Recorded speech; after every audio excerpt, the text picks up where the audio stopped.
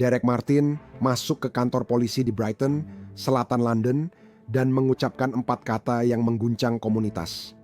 Saya telah membunuh 2 orang. Menurut jaksa, korban-korbannya adalah anak tirinya, Chloe Bashford, dan suaminya, Josh. Setelah perjalanan panjang yang tertunda di pengadilan, Martin akhirnya diadili. Tapi apa yang kabarnya mendorong dia melakukan tindakan kekerasan seperti itu? Apakah dia punya pembelaan? Kita akan bahas semuanya bersama pengacara internasional. Selamat datang di Sidebar dari Law and Crime. Saya Jesse Weber. Saat Derek Martin memasuki kantor polisi Brighton pada suatu malam Juni 2023, polisi mengatakan dia mengucapkan 4 kata yang akan mengubah segalanya. Saya telah membunuh 2 orang, dan 2 orang itu adalah mantan anak tirinya, Chloe Bashford, dan suaminya, Josh. Sekarang, jika Anda belum pernah mendengar tentang kasus ini membawa kita ke luar negeri, tepatnya ke East Sussex, Inggris. Tragedi yang menyentuh keluarga, kebencian tersembunyi, perjuangan kesehatan mental, dan sistem peradilan yang hingga 2025 belum memberi penutupan. Hari ini kita bahas bagaimana perselisihan keluarga berubah jadi tragedi besar dan membuat komunitas menunggu penutupan. Ini kembali ke 9 Juni 2023 pada Jumat sore di New Haven, sebuah kota pesisir dekat Brighton. Chloe Bashford sedang berada di rumah. Dia adalah seorang ibu berusia 30 tahun dengan 4 anak. Suaminya, Josh, sedang bekerja hari itu. Teman-teman dan keluarga menggambarkan mereka sebagai orang tua yang luar biasa. Mereka lucu, penuh kasih sayang, pasangan yang tampak mampu menjaga keluarga mereka dengan mudah. Tapi di balik layar ada ketegangan. Sekarang, untuk memperjelas, ketegangan itu bukan antara Chloe dan Josh, tapi antara Chloe dan seseorang yang masih dia panggil ayah, Derek Martin. Menurut The Times Inggris, Derek pernah menikah dengan ibu Chloe, Elaine. Dia membantu membesarkan Chloe sejak remaja, dan setelah perceraian, Chloe tetap berhubungan dengannya. Mereka sering bertukar pesan dan bertemu. Kabarnya, dia tetap memperlakukan Derek dengan kasih sayang seperti biasa. Namun beberapa bulan sebelum Juni, sesuatu berubah. Martin makin terpuruk, terutama secara finansial. Dia mulai berjudi. The Times menyebut utangnya makin menumpuk. Menurut British Broadcasting Corporation, dia berutang sekitar 11.000 dan 6 bulan sebelum pembunuhan, dia dilaporkan berhenti konsumsi antidepresan, menurut The Telegraph. Dia bilang ke polisi ia merasa dimanfaatkan dan tak pernah cukup bagi orang lain. Jadi, pada tanggal 9 Juni, Martin tiba di rumah Chloe dan Josh di Lewes Road, New Haven, pada suatu waktu di pagi hari itu. Ini menurut pihak berwenang. Namun, apa yang terjadi menjelang tengah hari, menurut jaksa, berlangsung dalam hitungan menit, sekitar pukul 12.15 siang, jaksa menuduh Martin dan Chloe sempat berbicara singkat di dapur, kemungkinan soal uang, namun polisi memastikan tidak ada luka-luka pertahanan sesuai dengan pertarungan yang lama. Namun sebaliknya, serangan ini, menurut mereka, dimulai secara tiba-tiba dan dengan kekerasan. Penyidik meyakini senjata awal yang digunakan Martin adalah palu, kata jaksa di pengadilan minggu ini. Pukulan pertama mengenai bagian atas kepala Chloe. Beberapa saat kemudian, Martin diduga mengambil pisau dapur besar dan menikam Chloe 8 kali. Jaksa penuntut mengatakan bahwa 2 dari luka tersebut menembus sedalam 20 cm yaitu 7 inci. Hal ini menyebabkan Chloe meninggal. Sekitar 12.20 siang, suami Chloe, Josh, pulang dan jaksa yakin ia langsung bertemu Martin yang masih memegang pisau. Josh dilaporkan berlari ke lantai atas ke kamar tidurnya, lalu mengalami beberapa luka tusukan dan trauma parah di wajah serta leher. Jaksa penuntut menyatakan Martin diduga mencekik korban, kemungkinan dengan ikat pinggang yang ditemukan di lokasi. Dan setelah pembunuhan itu, British Broadcasting Corporation melaporkan bahwa jaksa penuntut mengatakan Martin mulai bergerak di dalam rumah dengan metodis mengganti pakaiannya, melepas gagang pintu dari kamar-kamar tidur, di mana polisi kemudian menemukan jasad pasangan itu dan melepaskan kamera bel pintu dari bagian depan rumah. Dia kemudian tampaknya meninggalkan properti tersebut. Dan kemana dia pergi untuk menjemput cucu-cucunya dari sekolah pada sore itu? Penyelidik mengatakan dia telah menjemput anak-anak Chloe dan Josh dari sekolah. membawa mereka ke Costa Coffee di Peace Haven di sebuah McDonald's, lalu mengantar mereka ke rumah nenek mereka. Benar, mantan istrinya, Elaine Sturgis, sebelum meninggalkan mereka dengan aman dalam pengasuhannya. Jaksa mengatakan dia juga memberitahu anak sulung. Jaksa penuntut mengatakan dia juga memberitahu anak tertua bahwa orang tua mereka bertengkar hebat. Jadi, ada perselisihan. Hey, saya ingin meluangkan waktu sebentar untuk berterima kasih kepada Upside yang telah mensponsori liputan kami tentang persidangan Sean Diddy Com. Sekarang, Upside itu luar biasa. Aplikasi gratis ini memberi cashback untuk kebutuhan sehari-hari seperti bensin dan bahan makanan. Saya isi bensin, saya bisa pakai Upside, saya makan siang di luar, saya bisa pakai Upside, mungkin saya beli sesuatu di toko serba ada, saya bisa pakai Upside. Kenapa tidak dapat cashback setelah melakukan semua ini? Ini benar-benar cashback uang asli. Ini adalah uang yang muncul di aplikasi Upside kamu yang bisa kamu transfer langsung ke rekening bank kamu. Jadi, setelah kamu punya aplikasi Upside gratis, kamu klaim penawaran untuk apapun yang kamu beli di Upside. Kamu membayar seperti biasa menggunakan kartu debit atau kredit. Ikuti langkah-langkah di aplikasi, kamu akan dibayar. Jadi, untuk mengetahui berapa banyak yang bisa kamu dapatkan, klik tautan di deskripsi untuk mengunduh Upside atau pindai kode QR di layar. Jangan lupa pakai kode promo ELSII Sidebar. Kamu akan mendapat penawaran spesial cashback 35 sen per galon di pengisian bensin pertamamu. Itu adalah kode promo ILSII Sidebar untuk penawaran spesial sekali pakai berupa tambahan cashback 35 sen untuk setiap galon pada tangki bensin pertamamu. Dan kemudian, tak lama setelah itu, dia akan dituduh mengirimkan pesan yang benar-benar membuat merinding kepada Elaine. Kita akan segera sampai ke bagian cerita itu. Tapi sebelumnya, saya ingin kembali ke Sidebar untuk membantu menguraikan semuanya. Terima kasih atas waktunya. Pengacara hukum internasional David Tefuri. Senang bertemu lagi, mari mulai. Dalam kasus yang melibatkan perencanaan sebelumnya dibandingkan dengan tindakan kekerasan yang tiba-tiba, benar? Bagaimana hukum Inggris menentukan tingkat keparahan tuduhan? Bagaimana penyidik di Inggris menangani kejahatan seperti ini? Sebenarnya caranya hampir sama seperti di Amerika Serikat. Mereka akan melihat semua bukti yang berhasil mereka kumpulkan dan dalam kasus ini sangat membantu karena terdakwa memberikan pengakuan pada hari yang sama saat dia diduga melakukan pembunuhan ini. Dan dia memberikan beberapa penjelasan tentang mengapa dia melakukan pembunuhan itu. Ada bukti lain dari orang-orang yang dia ajak bicara sebelum kejahatan diduga terjadi. Jadi mereka akan mempertimbangkan semua itu. Dan tentu saja, bagian yang paling menarik bagi saya adalah pembelaannya sekarang tentang ketidakwarasan. Ya, saya ingin membahas itu. Tapi Anda membahas bukti yang telah mereka kumpulkan, seperti pencopotan kamera keamanan dan pembuangan ponsel di gedung. Saat Anda membahas kasus perencanaan atau menghalangi hukum, itu cukup penting. Bagaimana menurut Anda soal bukti terhadapnya? Mengesampingkan soal kesehatan mental, menurut saya itu menunjukkan adanya tingkat perencanaan atau tingkat perencanaan sebelumnya. Ya, benar. Ini berkaitan dengan kamera dan hal lain. Dia sudah pernah melakukannya. Kejahatan yang menunjukkan perencanaan sebelumnya, membuang ponsel anak tirinya, yang saya pahami terjadi setelah kejahatan, tidak menunjukkan perencanaan sebelumnya. Selain itu, menurut saya ada beberapa bukti. Salah satu cucunya mengatakan bahwa dia memiliki temperamen yang sangat buruk, yang bisa menjadi salah satu penjelasan mengapa hal ini terjadi. Itu tidak melibatkan perencanaan sebelumnya. Ya, jadi menurut saya ini akan menjadi kasus yang agak sulit dibuktikan berdasarkan bukti-bukti yang ada, tapi tentu saja masih memungkinkan. Mari kita bahas. Menurut Anda, bagaimana peran kesehatan mental dalam kasus pidana kekerasan di Inggris? Jika dia mengklaim bahwa dia sementara kehilangan akal karena depresi atau tidak minum obat, apakah itu memengaruhi kesalahan? Apakah itu memengaruhi hukuman? Apa yang perlu kita pertimbangkan? Kamu tahu, Inggris punya yang disebut aturan McNaughton, yang berasal dari pertengahan tahun 1800-an, dan mereka mengikutinya sejak saat itu. Yaitu, jika seseorang menderita kondisi mental yang serius, dan kondisi mental itu membuat mereka tidak tahu apa yang mereka lakukan, atau tidak tahu bahwa apa yang mereka lakukan itu salah. Maka mereka bisa dinyatakan bersalah karena alasan gangguan jiwa, dan dalam kasus itu, hukumannya bisa sangat berbeda.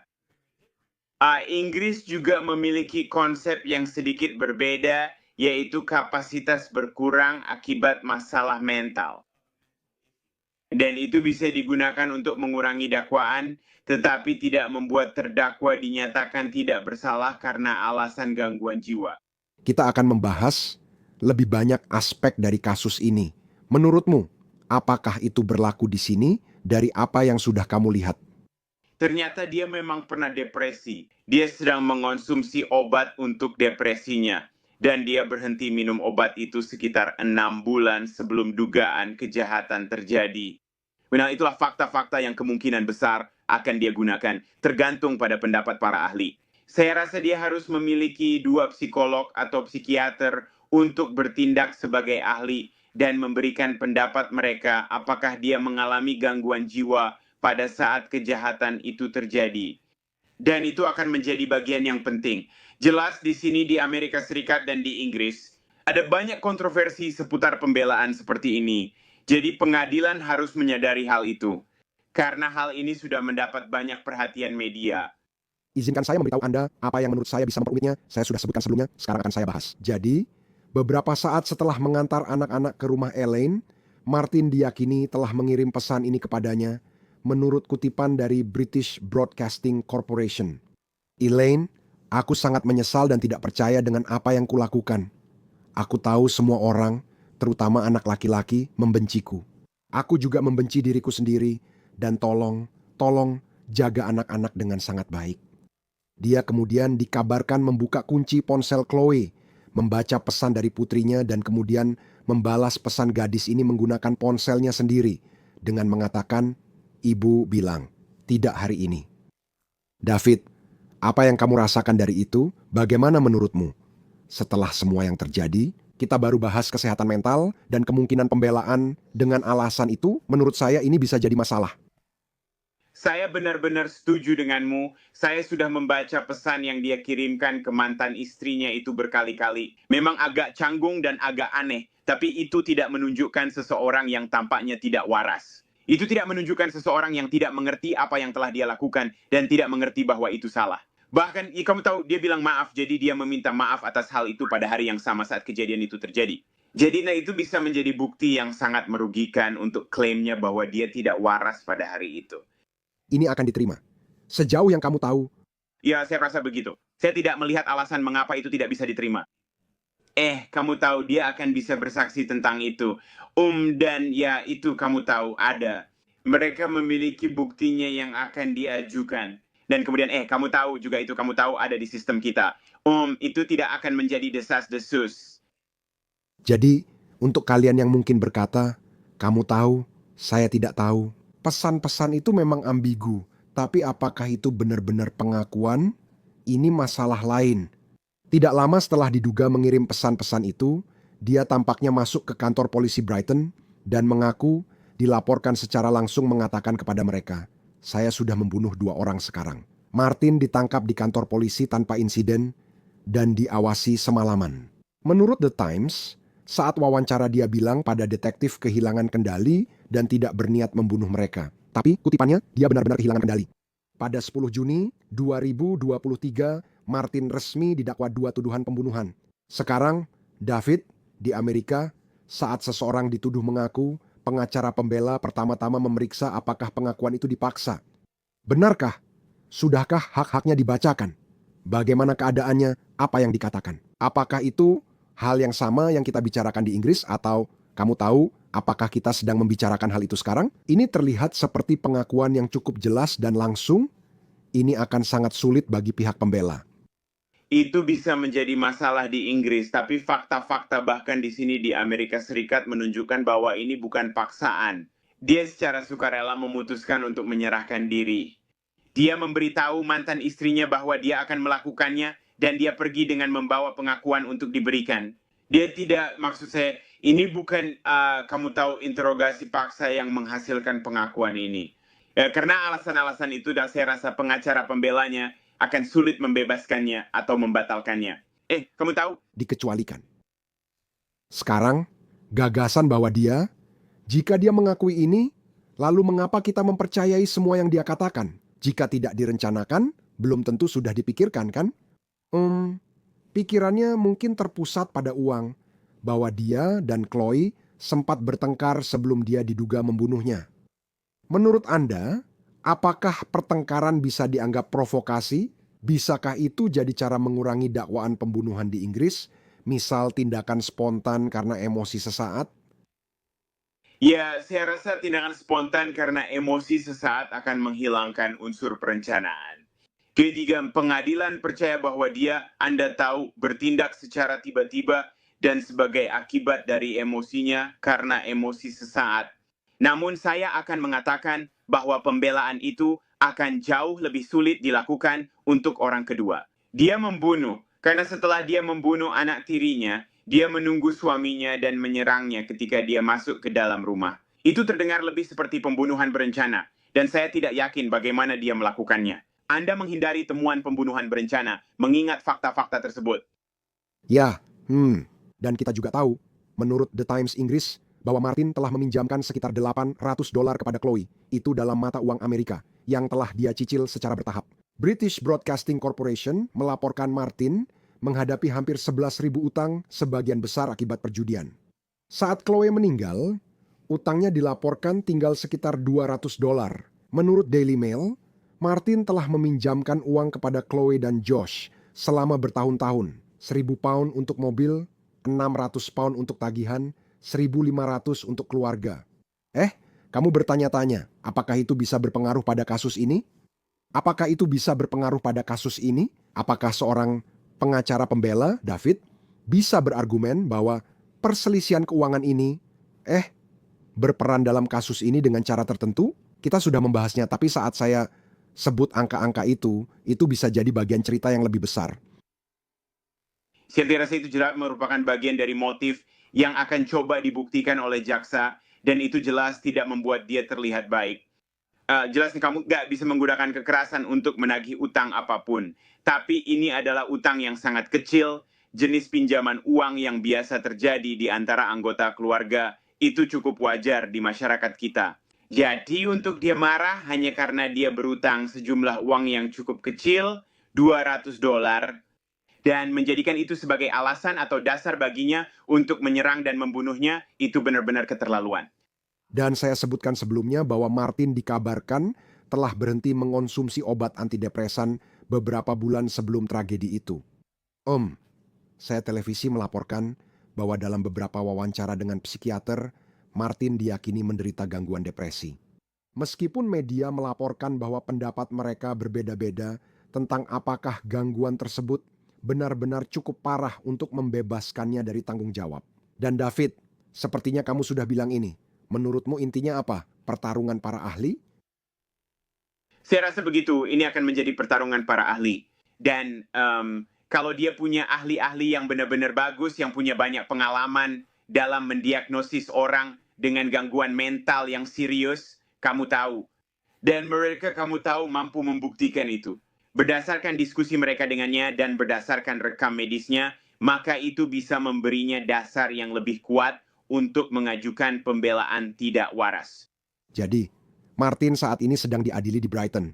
Persidangan dimulai pada 6 Oktober. Ngomong-ngomong, itu bukan jalan yang mudah untuk sampai ke sana. Martin pertama kali muncul di pengadilan pada Agustus 2023 menurut British Broadcasting Corporation. Menurut British Broadcasting Corporation, meski dikabarkan mengaku membunuh, Mart memilih mengaku tidak bersalah atas pembunuhan, tapi bersalah atas pembunuhan tanpa unsur kesengajaan.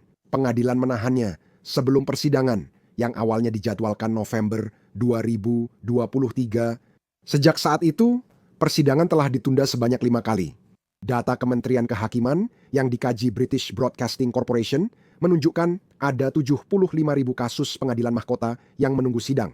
Kasus menumpuk begitu parah hingga beberapa kasus baru diperkirakan baru dijadwalkan pada 2029. David, seberapa sering itu terjadi di Inggris? Saya tidak yakin. Sebenarnya itu terdengar agak mirip dengan sistem kami, di mana kami memiliki tumpukan kasus yang sangat besar. Kami tidak punya cukup hakim, kami tidak punya cukup jaksa. Saya tidak tahu apakah ini hal baru di sistem Inggris. Apakah ini akibat dari, Anda tahu, pengurangan anggaran untuk sistem peradilan mereka atau tidak? Ya, saya ingin mengatakan bahwa keluarga sudah mengeluhkan hal ini karena penundaan sidang yang terus-menerus menimbulkan banyak tekanan bagi mereka. Jadi Anda pasti berharap ini akan segera mendapatkan penyelesaian dan tidak akan ada penundaan lagi. Dan fakta bahwa terdakwa di sini ternyata mengaku tidak bersalah atas pembunuhan, bersalah atas pembunuhan tanpa rencana. Bahkan setelah mengaku, Apakah itu terasa aneh bagi Anda? Tidak, saya rasa itu berkaitan dengan Anda tahu pembelaan yang mereka miliki di Inggris, yaitu kapasitas mental yang berkurang, dan itulah yang sebenarnya dia coba lakukan. Saya rasa dia sadar dia tidak akan mendapatkan, Anda tahu, pembebasan penuh. Dia tidak akan berhasil dalam pembelaan penuh. Anda tahu, tidak bersalah karena alasan gangguan jiwa. Saya pikir dia berusaha dapat pengurangan kapasitas agar tuntutannya turun. Sidangnya diperkirakan 3 minggu. Apakah ada hal yang akan Anda perhatikan? Saya hanya ingin melihat apa yang akan terjadi dengan para ahli yang kemungkinan akan bersaksi tentang kondisi mentalnya dan juga bagaimana kasus ini akan berjalan. Terkait dengan unsur perencanaan dan perbedaan antara dugaan pembunuhan pertama dan dugaan pembunuhan kedua, di mana yang kedua lebih menarik dari sisi perencanaannya, karena dia sedang menunggu dengan sengaja untuknya. David kepada Fury, terima kasih atas waktunya, saya sangat menghargai. Terima kasih. Itu saja yang bisa kami sampaikan untuk saat ini di sini di Sidebar. Semua terima kasih banyak sudah bergabung bersama kami. Jangan lupa berlangganan di YouTube, Apple Podcast, Spotify, atau platform favorit Anda. Ikuti saya di X atau Instagram. Saya Jesse Weber, sampai jumpa.